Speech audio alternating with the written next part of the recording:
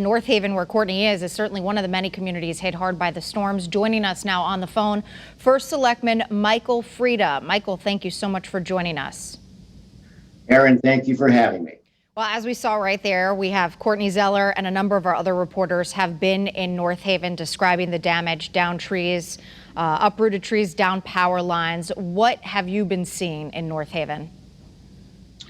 Total devastation right now. 45% of the town is out of power. Roads are blocked, traffic jams all over town, power lines, trees.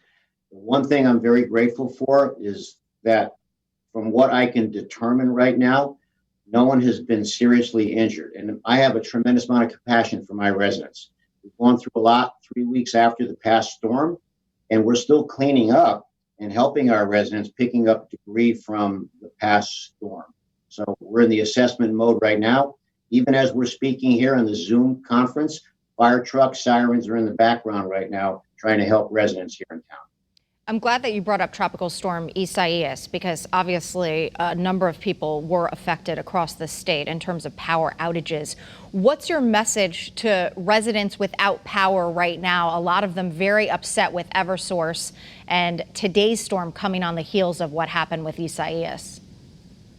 I understand their frustration and concern. Now, we happen to be a UI community, so we have a great relationship with the UI. We work with them very closely. The UI has already been in contact with me, and once we get through this assessment stage, Aaron, we'll be mobilizing and trying to restore power. But we've got to get through the streets that are blocked, the trees that are down. Even on I-91, as Courtney just reported, traffic's at a standstill as trees are down over the highway. That's the first step and the key to us unlocking, getting the power back, clearing the roads, removing the tree and debris devastation right now.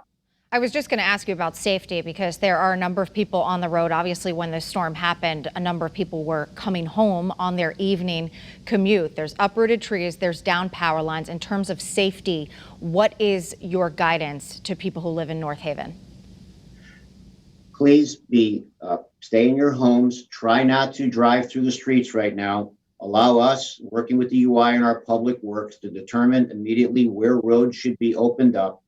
And I want my residents to know that I care about you very much. And we will do everything we can in this government. Despite the fact we're in a state right now of a lot of devastation across the town, this government has a relentless approach to solve problems and work to help every single citizen in our town. I love each and every one of my residents, and we'll do everything we can to get this town back to normal. How much more difficult is everything made by the fact that not only are we on the heels of a tropical storm, we had today's storms, and this is all happening during a pandemic? It makes it that much more difficult. Here we are 3 weeks after that devastating storm back in early August. And my concern long term is that throughout all of these storms, Aaron, down through the years, and I've been in office now, this is my 11th year, I'm in my 6th term, starting with Hurricane Irene 9 years ago this month. I'm very concerned about root systems and the trees being weakened all across these storms down through the course of the last 10 years. And the unpredictability of when a tree is going to come down in high winds, that's my biggest concern long term. There is widespread damage across the state, including in North Haven right now. How do you determine and prioritize those areas that need to be picked up first? Well, we would look to see if there's any medical emergencies in town. These types of storms cause a great deal of stress. Okay, Michael, I'm so sorry. I need to interrupt you. Michael Feda, North Haven First Selectman, thank you so much. Right now,